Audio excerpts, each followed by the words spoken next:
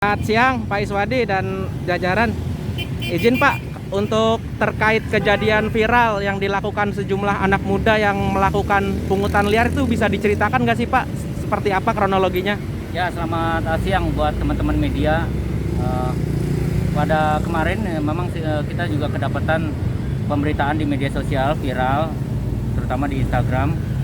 Nah, dari pas kejadian hal tersebut, kita selaku jajaran Dinas Perhubungan dan berkoordinasi dengan Polsek melakukan penyekatan kembali dan menata ulang di lokasi yang memang kondisi-kondisi sarprase sudah terjadi perubahan rubuh maupun bergeser. Kita lakukan pelapisan melalui pagar pembatas lagi, ditambah dengan pengikatan melalui tali-tali yang memang posisinya sudah nggak beraturan.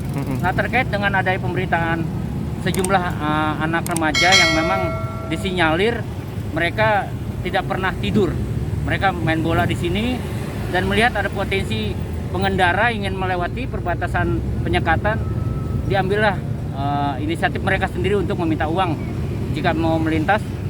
Kedapatan memang ada yang 2.000, ada yang bahkan saya juga pernah mendengar ada yang 5.000 seperti itu. Nah, ini menjadi prioritas kami untuk meniadakan praktek-praktek dari anak-anak remaja yang memang mengambil kegiatan-kegiatan yang memang dilanggar. Ya, tepat di titik ini ya Pak, penyekatan yang mengarah ke Cempaka Putih aja ya? Ya, yang saya mengawasi wilayah Kemayoran dan memang sejauh ini titik penyekatan yang di sini dan dilakukan oleh remaja-remaja yang tanggung dan melihat adanya kesepakatan antara mungkin juga dari pengendara juga merasa punya kesepakatan saya boleh lewat, jadi akhirnya terjadilah praktek itu. Nominal paling besar 5.000 ya Pak? Apa beragam ya Pak nominalnya Pak ya?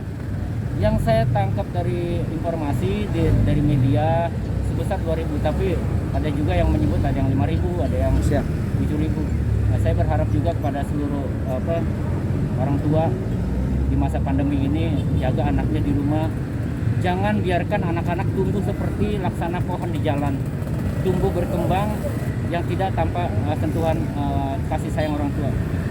Jaga anaknya di rumah, didik di rumah walaupun daring tapi tetap diajarkan yang baik. Sementara petugas di lapangan nih Pak, pungli itu biasanya dilakukan motifnya buat apa Pak ya? Entah mereka untuk memenuhi kebutuhan jajan atau untuk hal-hal lainnya Pak yang bisa dikatakan negatif lah Pak, untuk beli minuman keras atau sebagainya. Sejauh ini saya melihat ada pelakunya memang remaja. Pada asumsi saya itu mereka mau untuk memenuhi kebutuhan jajan. Tapi kan pemerintah juga sebenarnya kalau mereka dari kalangan pelajar sebenarnya sudah tersedia BLT, KJP, itu sudah cair. Saya melihat sementara hanya itu untuk mereka untuk jajan, untuk yang lain-lain. Tapi kalau pelakunya di atas orang dewasa mengarah ke memang minuman keras ataupun yang lain-lain. Tapi ini kelompok-kelompok remaja paling tidak jajan. Jajan ya Pak ya. Nah Pak, terakhir Pak, ke depan jika nantinya ada temuan seperti itu lagi, berarti akan ditindak secara pidana di kepolisian berarti ya Pak ya? Ya, kalau memang dalam beberapa hari ke depan terjadi terulang kembali, pihak kepolisian juga nanti akan melakukan intensif untuk penjagaan dan tidak segan-segan untuk mereka akan diwajib lapor kepada tingkat kepolisian. Itu kita serahkan kepada polisian yang nanti melihat kondisi terjadinya tindak pidana. Akses jalan ini menuju kemana dan jam berapa biasanya banyak dilalui para pengendara Pak?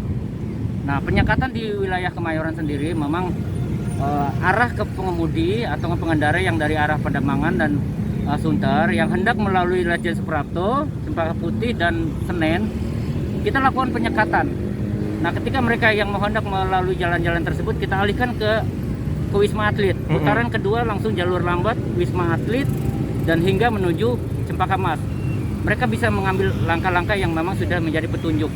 Nah, kalau memang mereka kesulitan, kita akan tempatkan personil selalu memberikan petunjuk-petunjuk bagi pengguna jalan yang memang tersesat di kondisi penyekatan. Terkait dengan praktek anak-anak remaja yang memang melakukan pungli dengan buka tutup dengan sejumlah uang, itu hampir rata-rata kami memperkirakan antara jam 2 sampai jam 5 dini hari pagi. Demikian. Dan itu mereka gimana Pak? Motifnya Pak? Entah merobohkan atau membuka sejumlah benda-benda yang ada di sini Pak? Saya melihat ada gejala sosial yang memang satu, kalangan remaja itu kan sekarang masa PPKM darurat ya, perpanjangan level 4.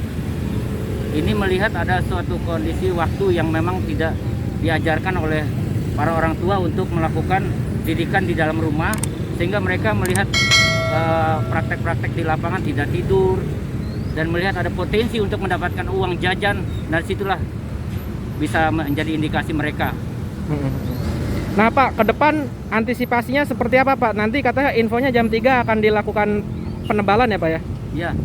Ya, kebetulan untuk teman-teman media juga dari kejadian-kejadian kemarin, saya sudah melakukan koordinasi dengan tingkat Sudin yang memiliki sarana kren MCB beton. Nanti jam 3 dipastikan insya Allah sudah dilapisi oleh MCB berlapis, sehingga tidak ada lagi potensi untuk ruang gerak untuk bisa dirubuhkan maupun ada celah-celah untuk dilewati.